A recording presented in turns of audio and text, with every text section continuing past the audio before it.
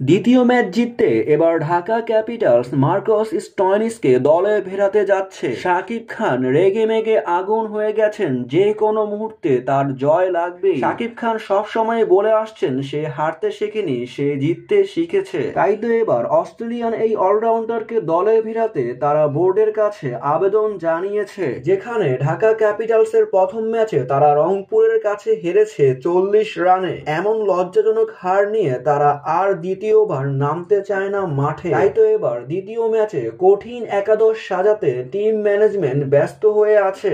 ঢাকা ক্যাপিটালসে দেখা যাবে বিদেশি খেলোয়াড়দের তারার মেলা।